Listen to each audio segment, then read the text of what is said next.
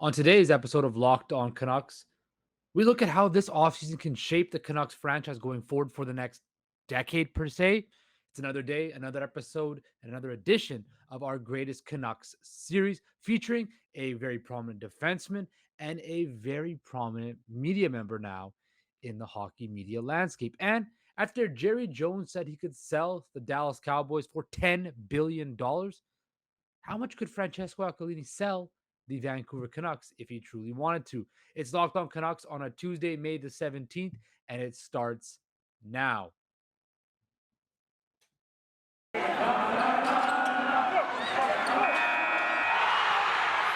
You're Locked On Canucks, your daily podcast on the Vancouver Canucks. Part of the Locked On Podcast Network, your team every day.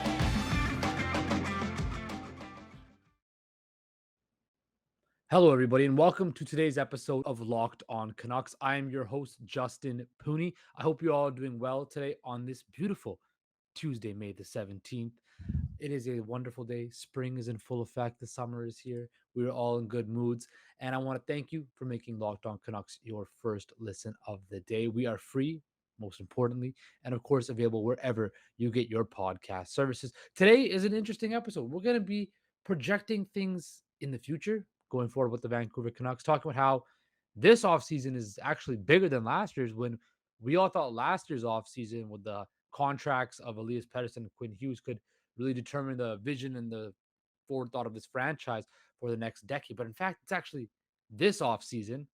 We're going to talk about one of the most fan favorite defensemen in Canucks history, scored one of the biggest goals in Canucks history, and is now one of the biggest media members in Canucks history. And also talk a bit about business and what happens if Francesco Aquilini ever want to sell the Canucks.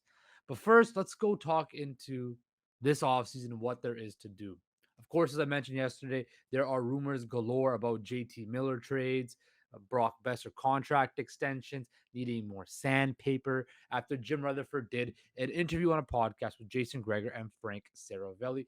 And I talked about it yesterday about how, the analytics, what to do, how I think it's the JT Miller trade negotiation, trade talks are just a ploy. Um, Going on that, like I said, I think JT Miller is going to stay in Vancouver.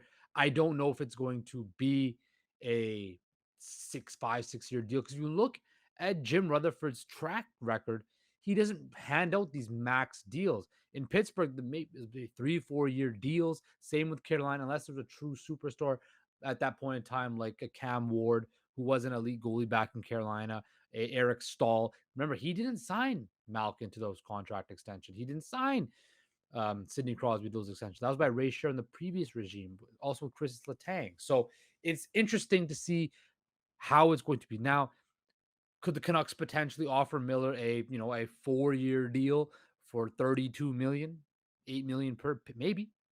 Remember, JT Miller is about to turn 30 years old. And, Jim Rutherford did say yesterday, one of the things you have to be cognizant about giving a player going on to the age of 30 a longer term deal is, when they're at that sweet spot, they want to cash in. They want to have security. They've earned that right. If they're at that level, they want to cash in and secure more money and kind of set themselves for that last big contract of their career. And when you look at JT Miller, that's exactly what he's probably trying to do. He just had his career season, and strike while the iron is hot. Cash in as much as you can. You cannot hate on him for that. But also have to think about winning. Does he want to win? And will he be able to take a slight discount to play on a team in Vancouver, which I think has the potential to compete to be a contender? Now, I saw all these things online about, would you be okay if they traded Miller and then acquired Phillip Forsberg? Folks, Phillip Forsberg is 27 years old. He's only a couple of years younger than JT Miller, and he's probably going to cost you more because he's going to go to unrestricted free agency. He's an unrestricted free agent. He's going to command at least 8.59 million, maybe even more. Somebody's going to offer Phillip Forsberg a lot of money, and you think he's going to come play in Vancouver, a team that's already cap strapped. I don't see that happening. I don't see the Phillip Forsberg pipe dream that people are putting out there. And also, to be quite frank with you, I'd rather have JT Miller than Phillip Forsberg anyway. What has Phillip Forsberg done in the playoffs? I I don't see. I know Philip Forsberg is a great player. He's a very talented player, but I don't see him on the same level of a JT Miller. Look, when you look at the stats of Philip Forsberg, right? His this past year, he had 84 points, 42 goals, 42 assists. JT Miller had 99 points, right? So again, he had this was his career high 42 goals this year, and after that he had a couple 30 goal years, and the rest of that 28 goals. I don't see the hype of Philip Forsberg. Again, I don't think he's gonna be a. I'd rather, quite frankly, have a JT Miller who I feel can do more than Philip Forsberg. So let's pump the brakes on that. Let's get trade Miller and then bring in Forsberg, which to me cancel each other out because you're gonna spend money to keep Miller, but then trade him and get assets, but and still spend the same money to get Forsberg. It doesn't make sense to me. Like I don't understand it. I don't believe it. I don't think it would ever happen. So the Philip Forsberg rumors and pipe dreams that people are out there are false. It's not going to work. But when you look at this offseason, how they figure out the Brock Boeser contract situation, where they said that they can. Rutherford said we could qualify him at 7.5 million, and it's a 1 year 7.5 million deal. We're not that cap strap, but we can do that. So they can do that. They also have the club arbitration option as well, where they can go to arbitration and figure out where they may land on that if they can't come together on this discussed bridge deal that they're going to get, which I think, Besser, 25-year-old, if he can get a 2-3 year deal, get him to 27, 28, and then again, by that time, hopefully the cap situation is in a bit better position where the Canucks can then have the chance of doing something further, or at that point in time, you can trade him at the deadline or just move him off for assets or whatnot. So there's options with Besser. It's look again if this on the Andre Kuzmenko does not sign. And I was reading about that again. Yes, the Canucks are still the finalists, but then I was also thinking that he can sign in Edmonton and be considered to play with Leon Draisaitl and Connor McDavid, um, which, quite frankly, probably is more attractive than playing in Vancouver. But again, Edmonton is cap strapped too, so we don't know what's going to go forward with that. But this offseason is critical. This offseason here, yes, there's no Pedersen contract, there's no Hughes contract. Remember last year too, they had Travis Green that needed a new deal. So this offseason is bigger, in my opinion, because you have a new coach, you have a new regime, you have a new manager trying to put their own stamp on this franchise and build it in their direction, which is massive. And they have to do that. I said it a number of times. The organizational structure, the organizational goal from the top to bottom has to be there. And there has to be a way they want to play the structure that Jim Rutherford has talked about.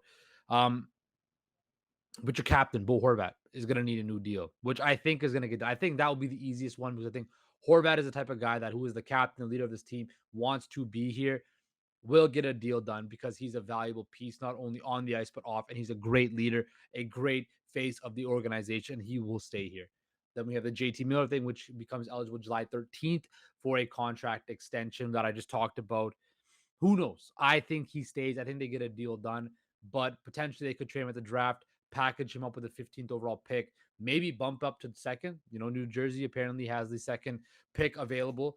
Or maybe they trade down. If I was the Canucks, I would trade down. They don't have a second round pick. Trade down, acquire a later round first pick, trust your scouting, pick up a more picks later on in the draft. The more picks you have, the more value you get. You see it in the NFL all the time.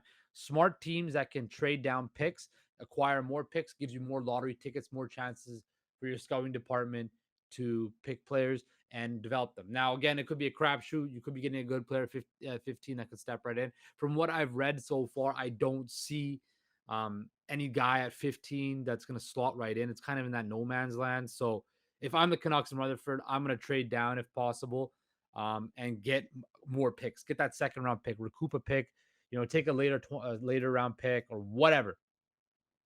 Get more picks. That's my point. That is going to help. All these decisions that they have to make will set this franchise up for the next 5 to 10 years. If you sign Horvat, you sign Boeser, you sign Miller, then you're kind of locking yourself into this go for it method for the next, however long, next 4 to 5 years. You're going to be going for it. If you don't, then you either determine yourself still going for it or you go in another direction. And that sets up the franchise where maybe there are no playoffs next year, which I predicted yesterday in my passionate speech about um, outdoor viewing parties. So It's going to be very interesting to see how the Canucks brain trust determines how they want to make decisions on this offseason, what their vision is. The way I see it shaking down is I'm a firm believer in being aggressive. If you want to make the playoffs and you want to be an elite team, you have to be aggressive. You have to take risks, high risk, high reward. Don't be like the Green Bay Packers who, don't take risks and play it safe and haven't won a title since 2010. Look at the Los Angeles Rams. As much as I hate the Rams being a Seahawks fan, even the Seahawks were aggressive, consistently going for. If you don't go for, if you can't blame the Seahawks for never trying to go for it. They acquired Jamal Adams. They acquired a guy like Carlos Dunlap. They made moves to make their team better and push for a Super Bowl. They didn't win it, but at least they tried. At least they were not trying to be mediocre. They were trying to push for something. So if I'm the Canucks and I'm running the Canucks, I'm being aggressive and trying to push my chips into the middle to make the playoffs and not just squeak into the playoffs, be a consistent playoff contender because you have young pieces that are going to want to win and you want to strike while the iron is hot while they're in their primes. So that is how this offseason will kind of shake up. It is very important. Once we get to September and we see how this Canucks team is structured, we're going to get a great indication over the summer about how this team is going to be going forward for the next 5 years. And remember, they're updating Rogers Arena. They're going to get a practice arena. We got boost. There's a lot of things going on in this organization. You're going to want to, they're spending money. You're going to want to make the playoffs to recoup that free money back. As I talked about, it's a business. Francesco Aquilina is spending all this money to upgrade the facilities and all this stuff, but he also wants to make the playoffs so he can recoup some of that money back and could keep that money line in his pocket. So that is what I'm saying. That is what's interesting to me about what's cooking on the Canucks and how this offseason is very, very crucial for the future of this franchise. And I think it's bigger than last year. It's definitely bigger than last year because there's so many more difficult decisions to make, and they're stuck in a spot where you're kind of hand tied with the cap structure of the team. You don't really have all the pieces. You're kind of in an interesting division. So, like I said, the pressure is now on. The clock's on Jim Rutherford, and it's time for him to push forward. But coming up after the break, we're going to dive into our Greatest Canuck Series where we talk about the guy who was a fan favorite, wasn't afraid to drop the mitts, scored some big goals, talked a big game, and now talks a big game on Hockey Night in Canada. If you don't know who I'm talking about, it is Kevin Bieksa. But first, we are going to talk about Built. Imagine dipping your finger into a plastic tub of birthday cake frosting and then opening your eyes and imagining there's only 150 calories and 16 grams of protein. That's what it's like to eat a birthday cake puff from Built. I just received my birthday cake puffs and I've never had anything like it before. They're available right now. I cannot promise that they will be there tomorrow because people are buying them up. And if you haven't tried the puffs yet, let me know a little secret because we're all friends and that's what friends do. A chocolate covered marshmallow protein bar. Yes, you heard me. A delicious flavored chocolate covered marshmallow in 100% real chocolate. Make every day your birthday with Built Built birthday cake puffs. Built has taken delicious experience of biting into a fresh slice of birthday cake, enrobed it with 100% white chocolate, and added sprinkles. With 150 calories, 16 grams of protein, and only 9 grams of sugar, limited time flavor is an amazing option if you're looking for a healthy way to get flavor and variety in your day. All Built puffs are covered in 100% real chocolate. That means with Built, you can eat healthy and actually enjoy doing it. And they're made of collagen protein, which your body absorbs more efficiently and provides tons of health benefits. Go to built.com and get birthday cake puffs now. That's go to built.com. Use promo code LOCKED15 to get 15% off your order. Use promo code LOCKED15 to get 15% off your order. Okay, so we are back. Greatest Canuck Series. Another member of the greatest era of Canucks history, in my personal opinion. We're going to talk about the defense and another member of that Manitoba Moose roster that kind of came up through the ranks and we eventually became the core of the Vancouver Canucks. We're of course talking about Kevin Bieksa. Now, some of you might not know Kevin Bieksa was a Canucks defense stalwart. He is now a stalwart on the Hockey Night in Canada panel. He grew up in British Columbia, Grimsby, Ontario. Was drafted by Don Cherry and the Mississauga Ice Dogs, who iconically said his name Bieksa wrong for years. He, following his college career at Bowling Green, he signed a trial contract with the Manitoba Moose. And a very interesting story. Brian Burke once told a story that there was an off-ice incident with former teammate and Canucks draft pick, not Sergei Fedorov, but Fedor Fedorov, where they went out. Bieksa accidentally spilled Fedorov's beer, offered to buy him a new one, but Fedorov chopped him to a fight, and Bieksa one punched knocked him out. And then Burke wanted to sign him the next day. He would kind of toil in the minors, and then after that, he became an absolute stalwart on the Canucks, playing.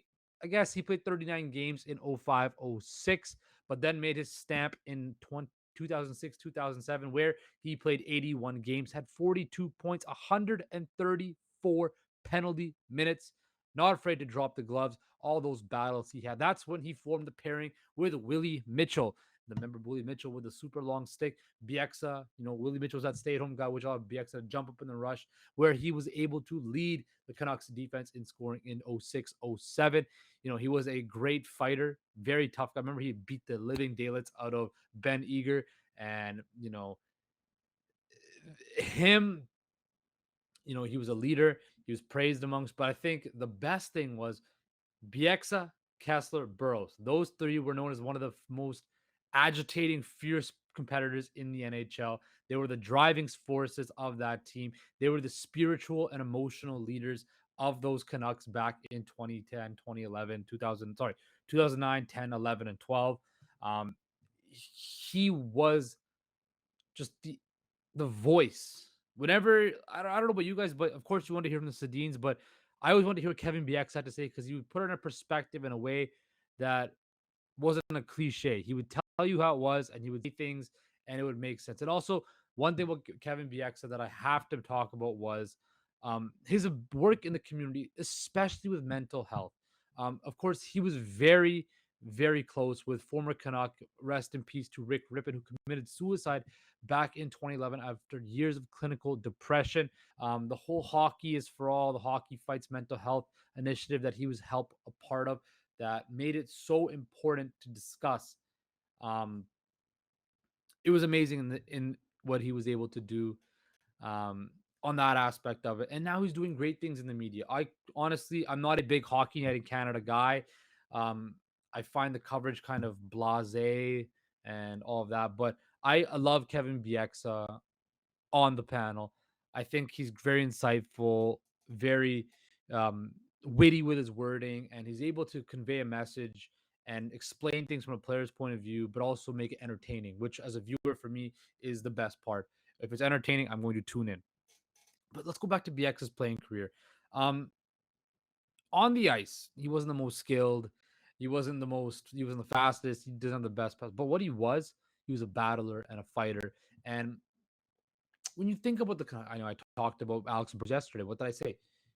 One of the best stories of hard work, dedication, perseverance. Kevin Bieksa was the same. When you look at those Canucks teams, right? Yes, the Sedins were, top picks, 2 and 3 overall in the draft, but it took them years of hard work to develop. It took Bieksa, Kessler, Burrows, Raymond, Hansen, years in the minor leagues building their way up to become stalwarts of the organization.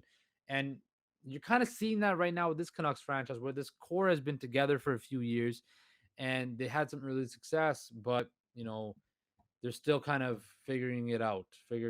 And I think the most impressive thing about that core of Canucks hockey was they grew up together. They were all friends.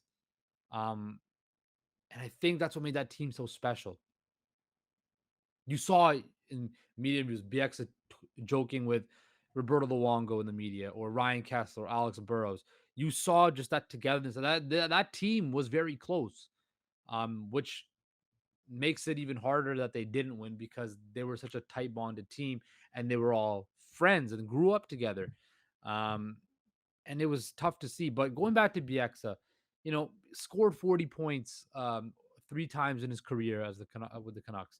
Was scored the goal in Game 5 against San Jose in the Western Conference Finals, the stanchion goal, where it was one of the weirdest bounces, and you kind of fanned on it, and it fluttered in past Antti Niemi. But when it went in, nobody really knew what happened. I know where I was sitting at home. It was me, my mom, my dad. No, excuse me. It was me and my dad and my younger sister. We were sitting there in our family room, and we just went wild. Started celebrating. We didn't even know what the goal counted or not, but we went wild. Canucks going to the Stanley Cup Finals, ran out on the streets, everything. Um, to me, those were great moments. Bieksa standing up for his teammates, fighting Ben Eager. He was a beast in that San Jose series. He scored important goals. He, fought, stuck up for people, and he was a leader. And he got paid afterwards when he did. But he also battled back from injuries. He got sliced on his Achilles back in 2009. It was a very difficult injury to come back. Missed 3.5 months and came back and was still able to be effective. And he was one of those guys that wanted to stay in Vancouver. Now, he eventually left after that 2015 um, series against the Flames, where Michael Furlan kind of bull rushed the Canucks and kind of put them out of commission. But I will always remember Kevin Bieksa as a great Vancouver Canuck, a great leader, a great member of the community, a great member of the Canucks franchise, and just one of those guys again that was a tough nosed guy, a battler, fought, worked hard, a fierce competitor, and that is why Kevin Bieksa, in my opinion, eventually will have his name in the Ring of Honor over time. I believe he absolutely does, just because he was just a fan favorite and a integral leader part of the greatest era of Canucks franchise. So that is that for our greatest Canucks series for today. Tomorrow we will have a new member and we will have a new player. I'm kind of debating on who we're going to talk about. So stay tuned for that. It's going to be exciting. It's definitely going to be, we're getting to more of the bigger name players. So you're going to want to stick around for that. But coming up after the break, Jerry Jones had something interesting to say. Now you might be saying, well, Justin, Jerry Jones is the Dallas Cowboys owner. But we can cross things over here and we're going to get into the business side of things. So stick around for that. But first, I want to say thank you for making Locked On Canucks your first listen of the day. For your next listen, check out Locked On Now podcast, nightly recaps of every NHL game with analysis from our local experts. It's free and available wherever you get your podcast. Also, our partners at Bet Online continue to be the number one source for all your betting needs and sports info. Find all the latest odds, news, and sports developments, including this year's basketball playoffs, Major League Baseball scores, fights, and even next season's NFL futures. Bet Online is your continued source for all sporting wagering information, from live betting to playoffs, esports, and more. Head to the website today or use your mobile device to learn more about the trends and action. Bet Online, where the game starts. Okay, so Dallas Cowboys owner Jerry Jones, probably the smartest marketer in professional sports, in my personal opinion. Um, Jerry Jones was on a podcast with Peter King, esteemed football writer Peter King, and said that they're talking about the Denver Broncos potentially going for 5 billion, 4.5, 5 billion, as they're up for sale. And Jerry Jones said, "Look, I could sell the Dallas Cowboys for $10 billion. 10 billion." And then, of course, the Cowboys are the most valued franchise in the world.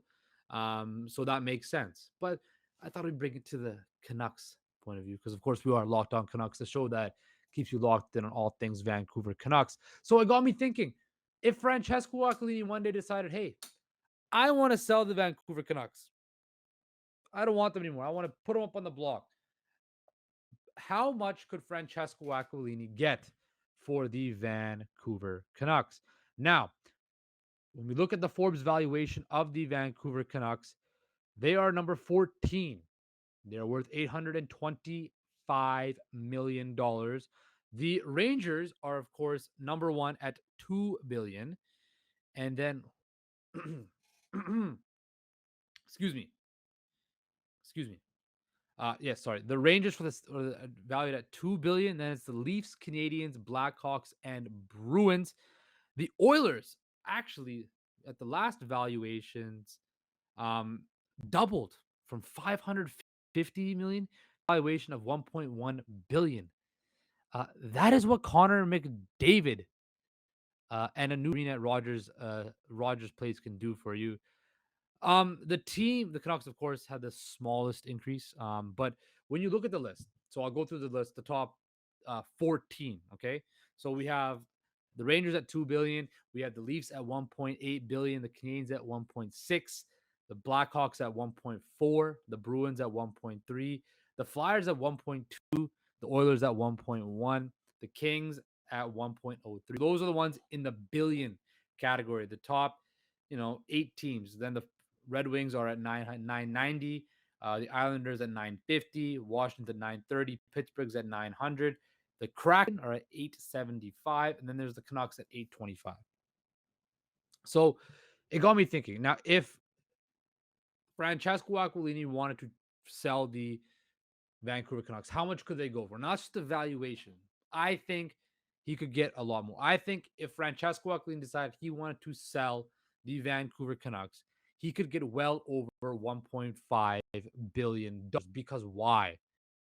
Why, you ask? Well, because own the arena and own and operate the arena that they play in. So all the concerts, shows, other events that are at his arena, Francesco Aquilini gets his cut of that because he owns the building. He owns the land around the building, the townhouses, the condo buildings, all of that. Vancouver is a it's an exploding market, a gateway to the Pacific, an exploding market on the financial sector with, all of what's going on in the Pacific Gateway with Asia and stuff like that. We know all the immigration from Asia that are coming to Vancouver.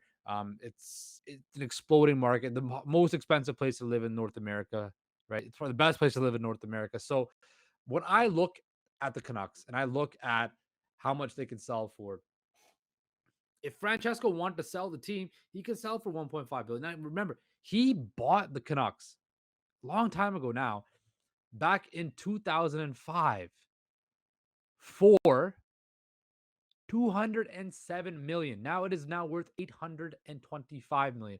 So he's basically 4 times his amount of money. And if he were to sell it, he'd be making way more money. Now, I don't think he's going to sell it because, let's face it, it's a status symbol for these a sports franchise, and the valuation is going to keep on going up and up and up because the TV contracts are going to get bigger. There's going to be more revenue with sports betting now, and it just makes sense to hold on to a team. And he's not going to ever sell them unless he just decides I don't want it anymore, and it's too much of a headache, and they're never going to win, and I'm going to get rid of it. But I don't see that ever happening. So I just want to talk about that. Jerry Jones said the Cowboys can go for 10 billion. I think the Canucks can go for over $1 billion because they play in a very desired market. They own the building, and the way NHL franchise valuations are going up and up and up and up and up, it just makes sense. The Canucks will eventually be worth $1 billion, and they could probably sell for over $1 billion. So that's my little business talk for the day today. I want to thank you guys for making Locked On Canucks your first listen of the day. For your second listen of the day, tune into the guys at Locked On NHL. From the first round matchups to each Stanley Cup kiss, Locked On NHL covers the playoffs like no other. Hear the latest news and opinions from local experts every Monday through Friday. It's and available wherever you get your podcast services. Guys, take care.